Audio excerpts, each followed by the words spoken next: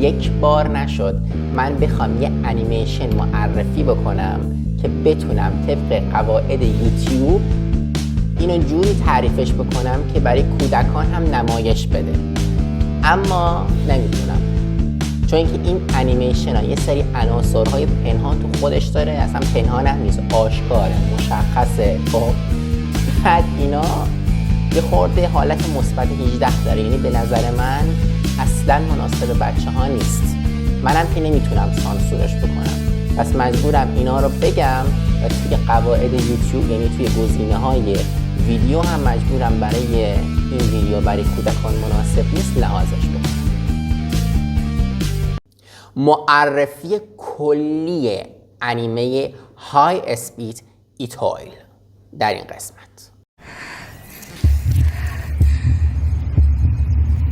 アミちゃん、タイミング教えて。میناسان کونیچیوا، اوگنکی دسکا؟ آرمان رسول هستم و در این قسمت سعی میکنم بدون اسپویل و خطر لو رفتن داستان انیمه های اسپید ایتویل رو که توی نگاه اول از نظر جلوه های بصری و طراحی زیبای کاراکترها من رو به خود جذب کرده براتون معرفی کلی بکنم.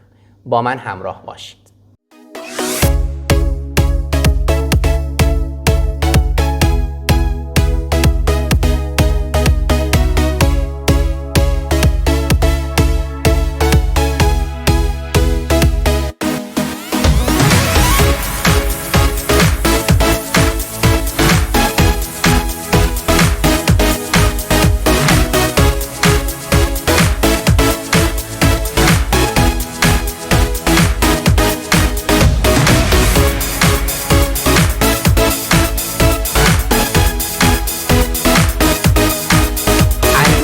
های اسپید ایتویل.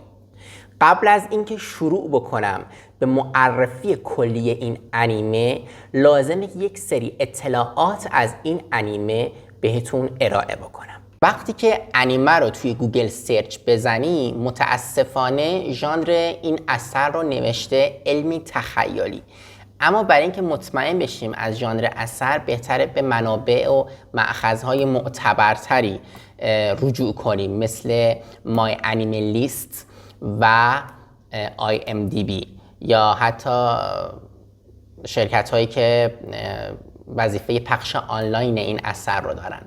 به هر جهت رجوع میکنیم به مای انیمه لیست. توی مای انیمه لیست ژانر این اثر به صورت ژانر که نه، بیشتر به صورت تم، یعنی موضوع ریسینگ زده شده، یعنی مسابقه ای، که این اصلا به صورت ژانر مورد قبول نیست، ولی خب به صورت موضوع بخوایم قبولش کنیم همون مسابقه ای هستش. اما در IMDb ژانر این اثر اسپورت زده شده، یعنی ورزشی، و خب این ژانر کاملا قابل قبوله. تعداد قسمت ها 12 قسمته و مدت زمان هر قسمت هم حدوداً 24 دقیقه است.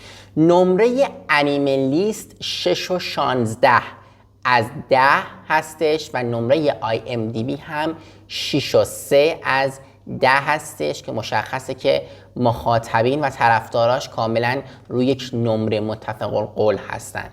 تاریخ پخش اولین قسمت 6 اپریل 2024 و تاریخ پخش آخرین قسمت 22 جون 2024 هستش.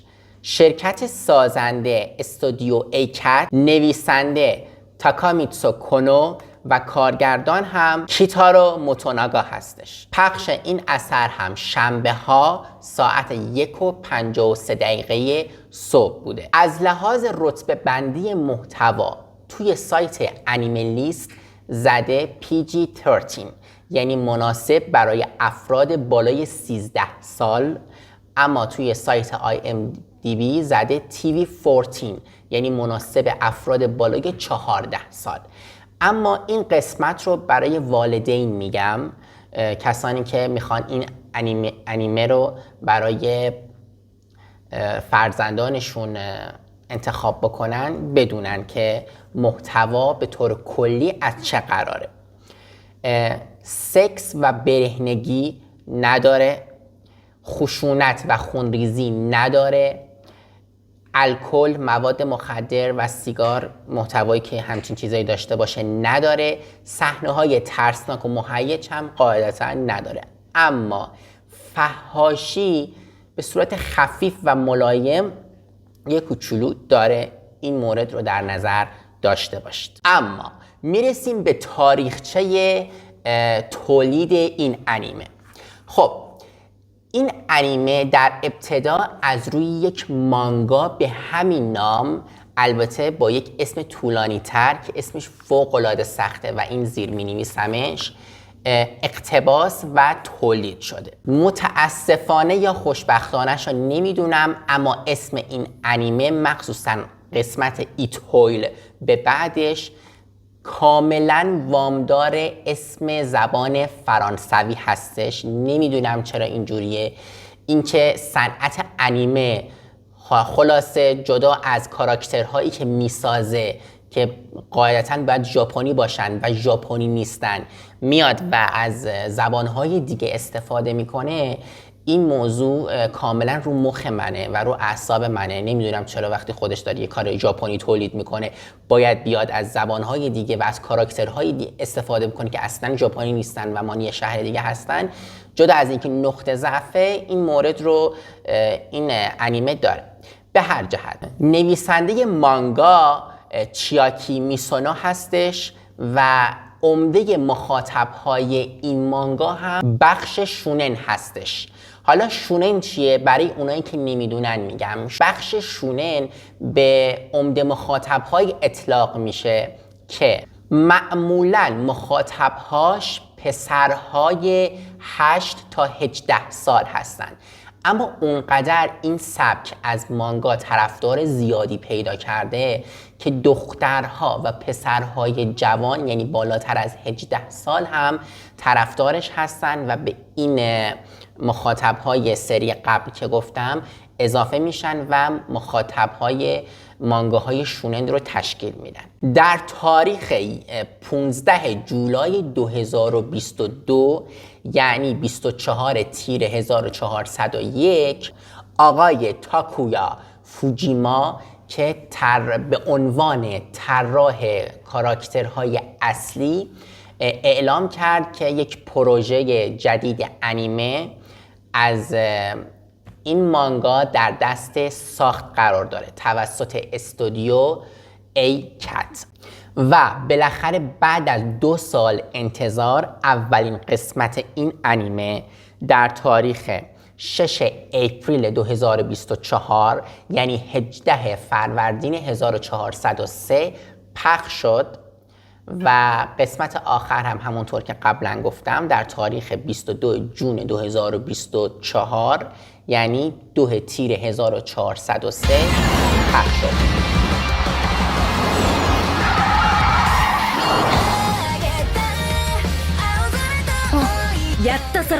حالا کجا پخش شد؟ این انیمه در برنامه انیمیسم که یک برنامه هست که آخر شبها انیمه و انیمیشن پخش میکنه در ژاپن توسط شبکه عمده JNN در کل کانال هایی که این شبکه داشت پخش شد. بعد از اتمام پخش هم سرویس ویدیویی آنلاین کرانچی رول هم وظیفه پخش آنلاین این سرویس رو بر عهده گرفت.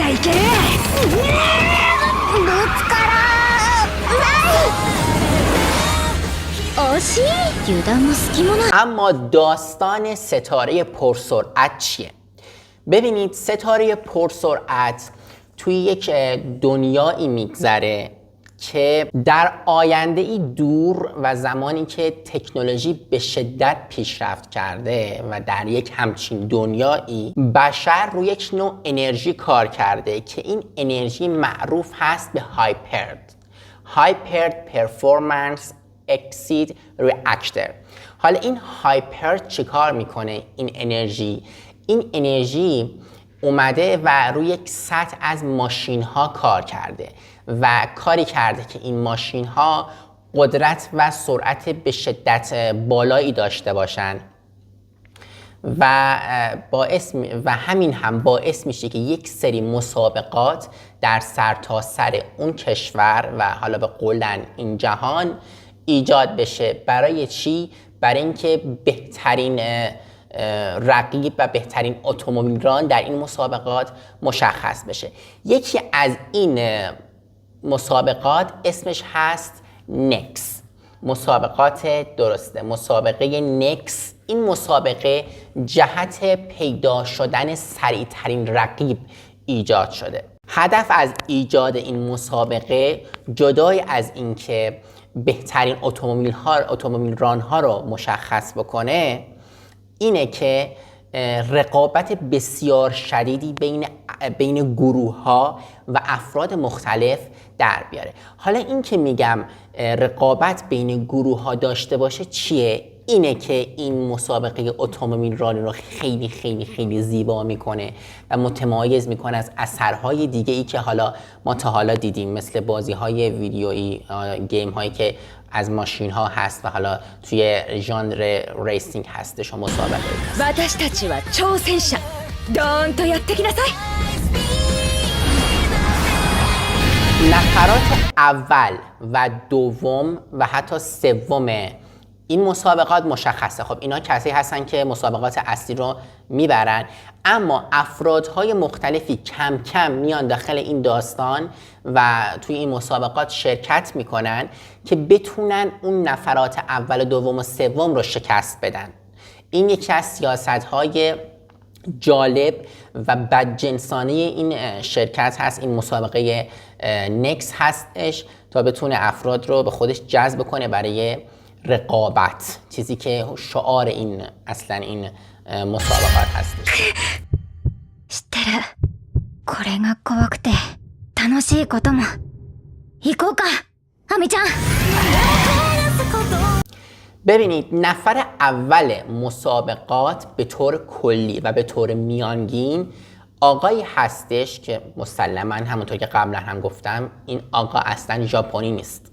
آقایی هستش احتمالاً اسپانیایی زبان باشه، به نام لورنزو ام سالواتوره که ملقب هست به کینگ و این آقا همیشه خدا این مسابقات رو داره میبره. نفر دوم مسابقات، یعنی به طور میانگین نفر دوم مسابقاتی که خانمی هست به نام آلیس سامرود که اینم مشخصاً ژاپنی نیستش، از یک کشور دیگه است و ملقب هست به کوین، که بین این همه مسابقاتی که ایجاد شده کوین تونسته 2 بار از کینگ ببره، فقط و فقط 2 بار.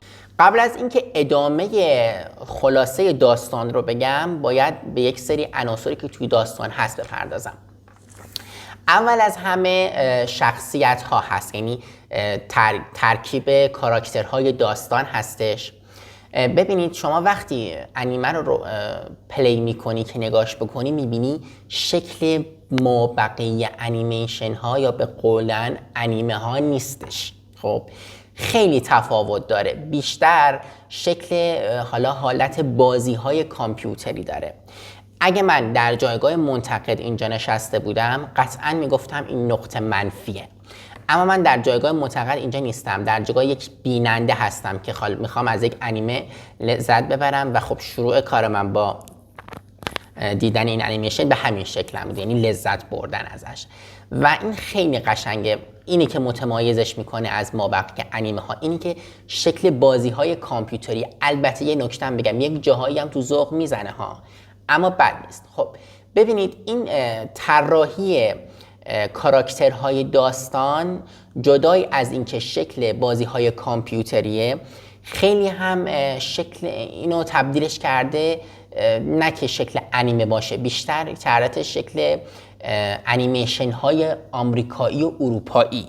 مثل چی؟ برای بار اول من وقتی دیدمش منو در درجه اول یاد انیمیشن های باربی انداخت، مخصوصاً بیشتر پسرهاش. در وهله اول و در وهله دوم بعضی از دخترهاش کاراکترهایی هستن که خیلی شکل کاراکترهای طراحی شده در انیمیشن های باربی و امثال هم اون هستش.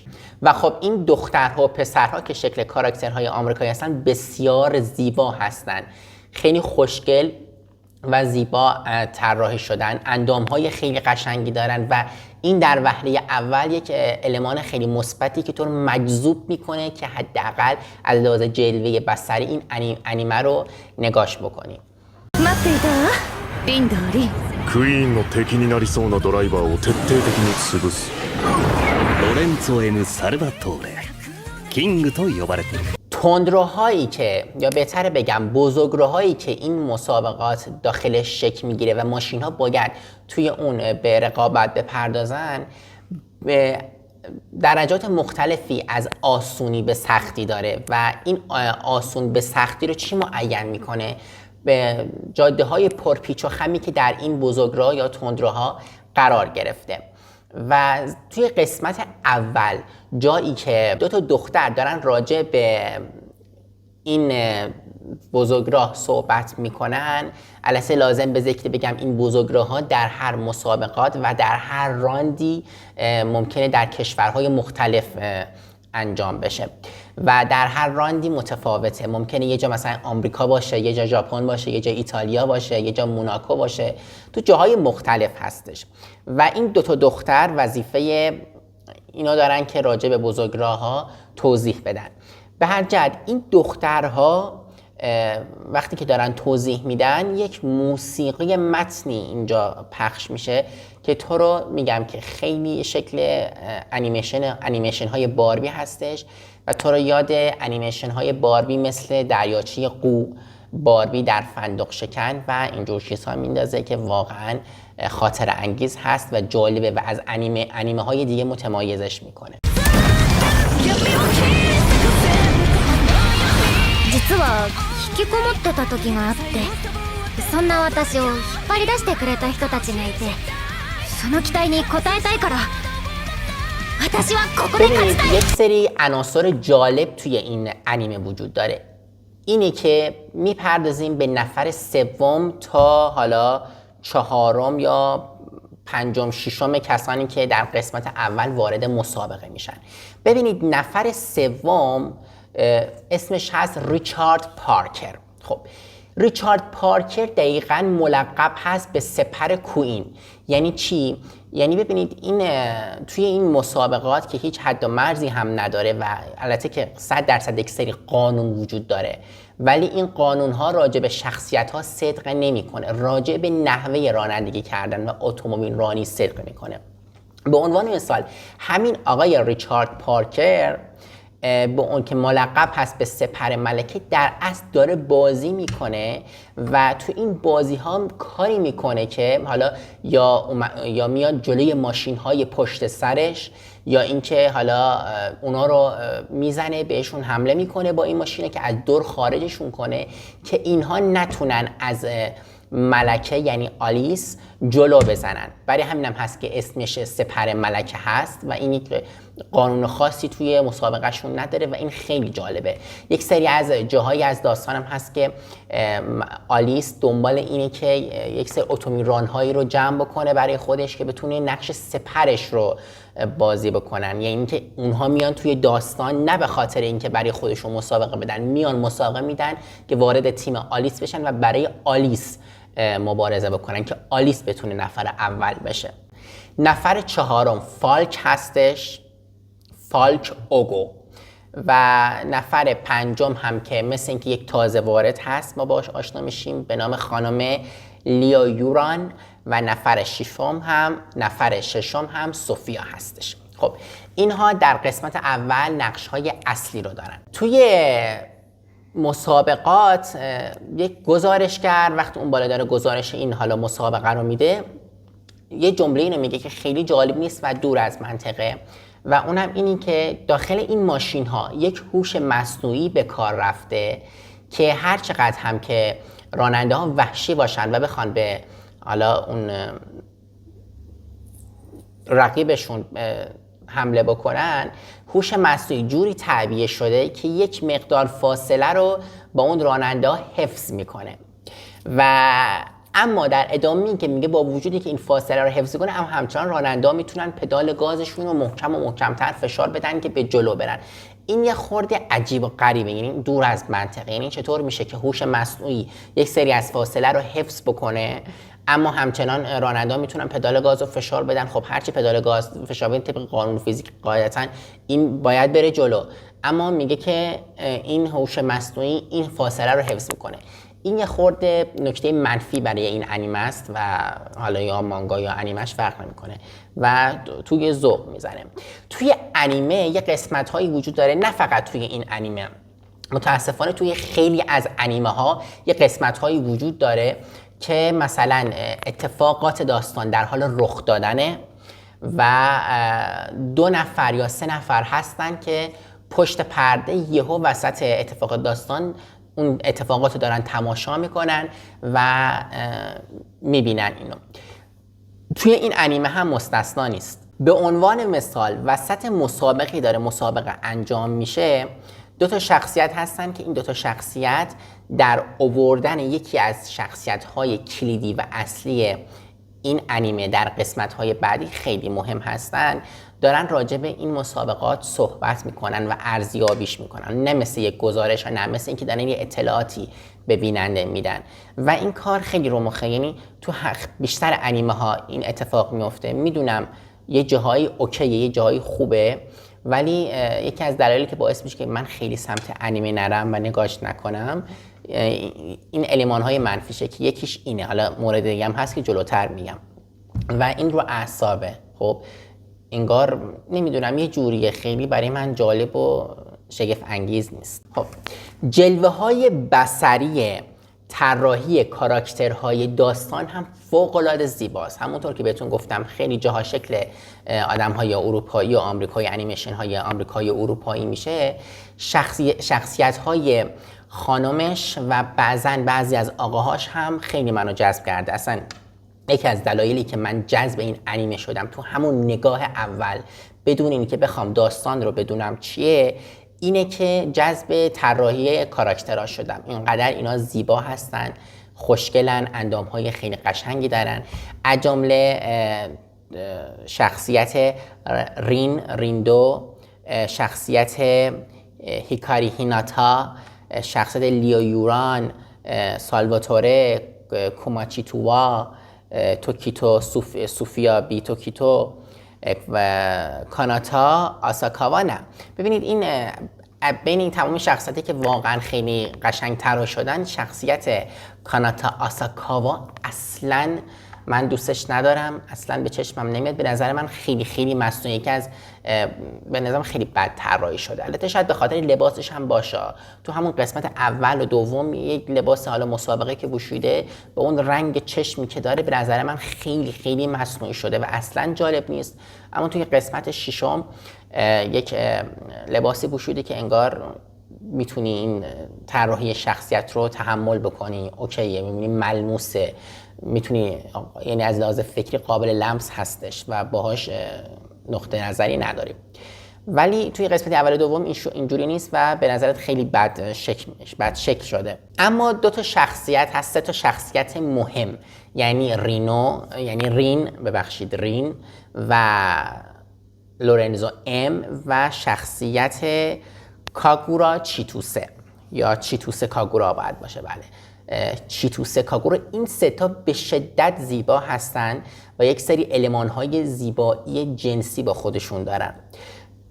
ببینید قبل از اینکه راجع به چیتوسه کاگورا بگم، توی این انیمه زنهای این شخصیت مثل خیلی از انیمه های دیگه سینه های گنده ای دارن. من نمیدونم چه لزومی داره سینه هاشون اینقدر گنده نشون بده طراح کاراکتری که اینا رو طراحی میکنه، ولی بیش از اندازه به نظر من گنده هست و خیلی جالب نیست برای مخاطبی که داره اینو میبینه، مثلا اگه بچه باشه. ولی نقش چیتوسه کاگورا سینه های بزرگی داره و اندام خیلی زیبایی هم داره و توی حرکات جدی که داره انجام میده به زیبایی از لحاظ جلوه بصری خیلی به دل میشینه. نقش رین هم همینطور، حالا به نسبت سنش چون خیلی بچه سال میزنه احساس میکنم نباید بیشتر از 17 سالش باشه. و نقش مرد یعنی لورنزو ام سالواتور هم همینطور، اونم به شدت زیباست، اندام خیلی زیبایی داره، مخصوصا وقتی که لباس مسابقه‌ای تنشه و چشمای سبزی که داره واقعا به دل میشینه. بین شخصیت ها توی مسابقه اصلا عدالتی وجود نداره. ببینید گفتم اصلا خشونت خاصی توی انیمه وجود نداره، اما زمانی که اینا میخوان مسابقه بدن شده باشه اینا ممکنه بیان و به همکارشون یا به قولن همون اتومیران دیگه که داره باشون مسابقه میده ضربه بزنن که از دور خارجش بکنن، که این خیلی بده. یعنی طرفی که داره حالا مسابقه میده باید حواسش کاملا به این موضوع باشه. یه تیکه داریم که سوفیا محکم به یکی از ماشین ها میزنه و اون از رده خارجش میکنه و این خیلی بده، یعنی حتی سعی میکنه این کار بکنه و خب این خیلی بده که قانون خاصی راجع به این وجود نداره. یکی از موردهایی که خیلی به دل نشست راجع به شخصیت مرد اصلی یعنی لورنزو ام سالواتور بچه داشتن این آدم هست که بالاخره یک انیمه دیدم که شخصیت اصلیش، حالا نه همش شخصیت اصلی نیست، خب یک از شخصیت اصلیش آدم بزرگیه، آدم گنده‌ایه و بچه داره و این برای من خیلی جالب بود. صدای وکس اکترش هم خیلی قشنگ بود.ネクスレース次世代動力を搭載したマシンたちによる新たな世界目指すはサーキットのエトワール。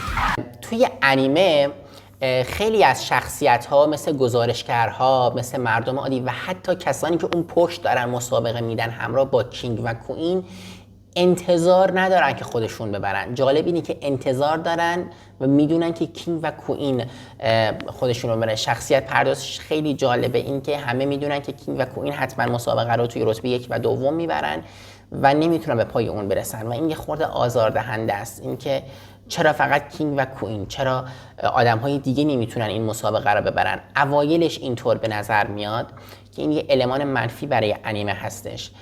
چرا مثلا شخصیت‌ها نمیتونن از خودشون استقلال مناسبی داشته باشن که بخوان این مسابقه رو ببرن و این یه خورده ناراحت کننده است.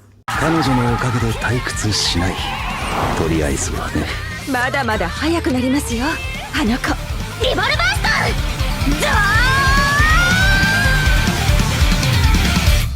شخصیت لورنزو یک شخصیتی که بسیار بسیار بسیار به خودش مغروره، اما به شدت با استعداد توی اتومبیل رانی و به شدت هم با سیاست و با استراتژی مسابقه میده و همین باعث میشه که رتبه 1 رو همیشه کسب بکنه.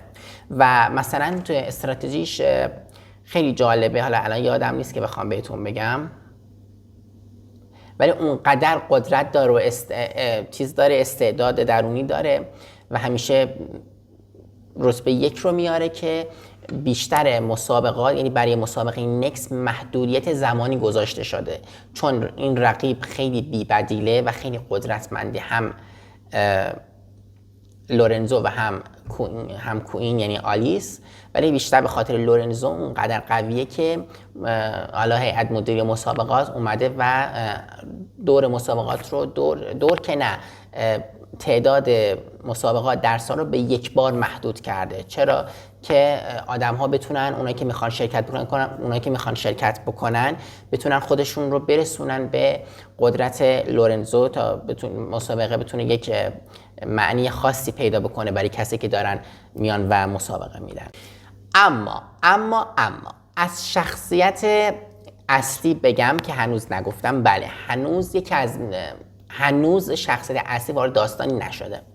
یکی از المان‌های منفی این اثر هم همینه که شخصیت اصلی رو از قسمت دوم وارد داستان میکنه. شخصیت اصلی از قسمت دوم وارد داستان میشه کی هست؟ کسی نیست جز خانم ریندو که کلا تیپش صورتی هست، حتی ماشینش هم صورتیه و این توسط یک گروهی از همون هیئت مدیره مسابقات برای اینکه ببره، حتی از لورنزو و کینگ ببره، آموزش دیده شده که بیاد توی این مسابقات شرکت کنه و اینا رو شکست بده. و این دو گروه که یکیش همون خانم که بهتون گفتم راجع به زیبایی بصرش بهتون گفتم، خانم چیتوسه. آره خانم چیتوسه هستش که داره به همراه یک آقای دیگه و حتی یک آقای دیگه گی خورده پیر هست به نام گنجیرو هیناتا. آره به نام گنجیرو هیناتا داره روی این دختر کار میکنن که این دختر رو پرورش بدن تا بتونه رتبه اول یا حداقل دوم مسابقات رو به دست بیاره. حتی دوم هم نه، اول به دست بیاره. ولی این دختر یک مقدار ساده هستش و یک مقدار دست و پا چلفتیه، ولی خب خیلی شیرینه، خیلی بامزه است و زودم گول میخوره. اما خیلی جالبه که این دختر هنوز اول راه هستش. آیا بعد ببینیم که میتونه به لورنزو برسه، میتونه به کوئین برسه و این خیلی ناامید کننده هست که برای بیننده که ببینه آیا این شخصیت در طی این قسمت ها چجوری میتونه خودش رو به موفقیت برسونه و این اون هدفیه که پشت این انیمه وجود داره، اینکه ما رشد شخصیتی رو نسبت به هدف این خانم رین در طی قسمت به قسمت این اثر ببینیم و شاهدش باشیم. شخصیت رین بسیار موقعیت‌های کمدی زیادی رو ایجاد میکنه، چه در ارتباط با مافوقش یعنی خانم چیتوسه، چه در ارتباط با هوش مصنوعی که توی ماشین به کار گرفته شده و راهنماییش میکنه، حالا راه‌ها رو، مسیرها رو، هدف‌ها و اینجور چیزها رو، و خیلی موقعیت‌های کمدی زیادی رو ایجاد میکنه.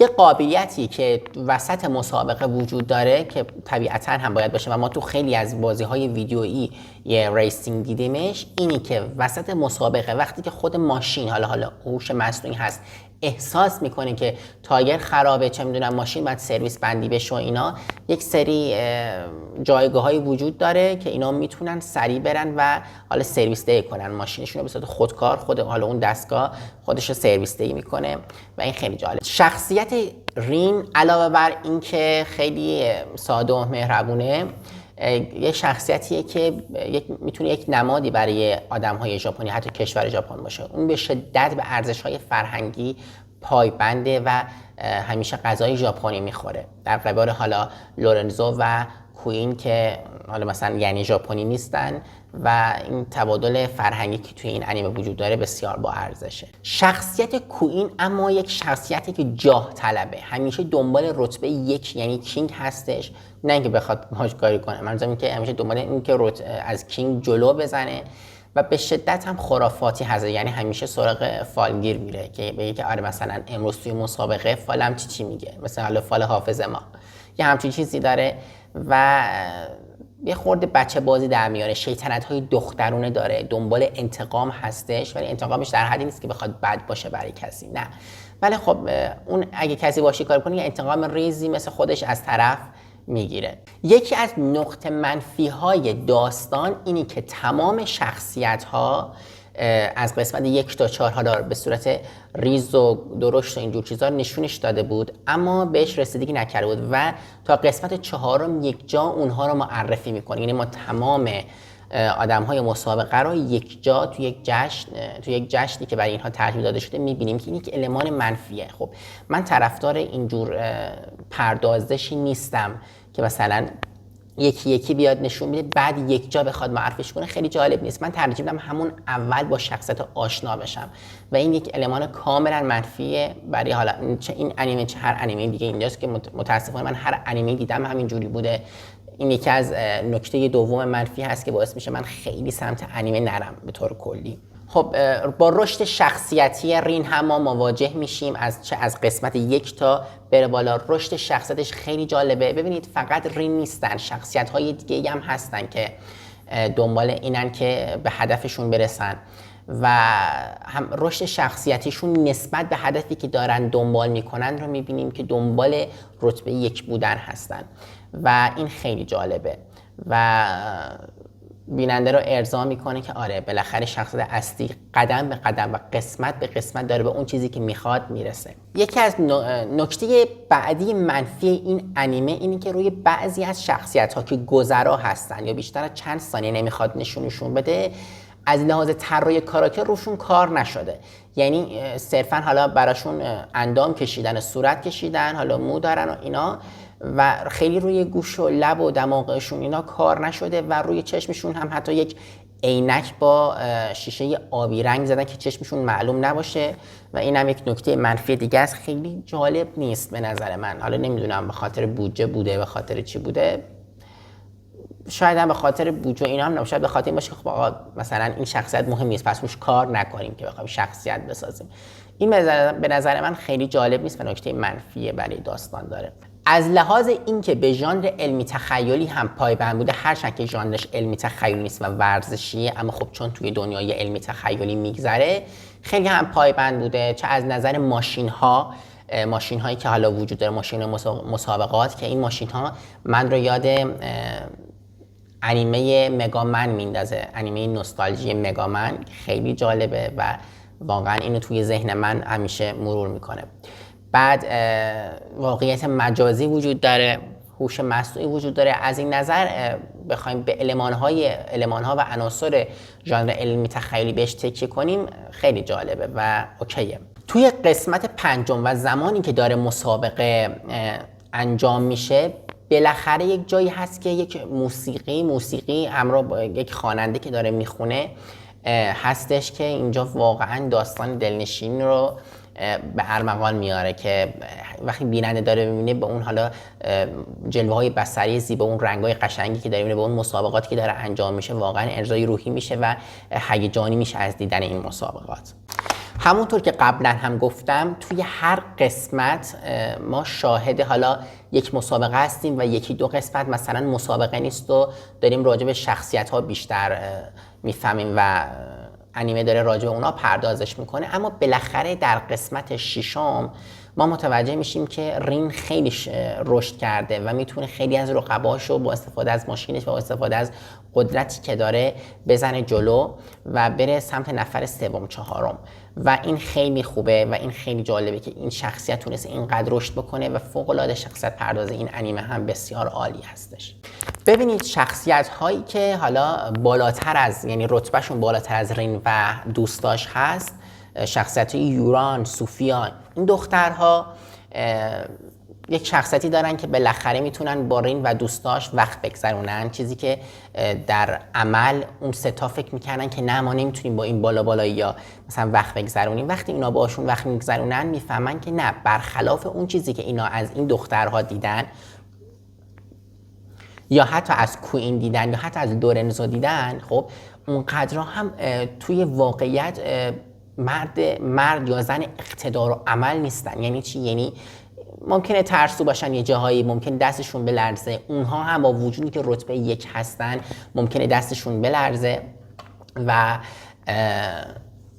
یه جایی هم بترسن و خب این خیلی درس بزرگی که از این انیمه میشه گرفت و این سه تا شخص اصلی یعنی مخصوصا رین متوجه میشه که بله همچین چیزایی هم وجود داره و برخلاف چیزی که تصور میکردن، فکر میکردن که لورنزو و کوئین زمانی که مرخصی هستن همچنان دارن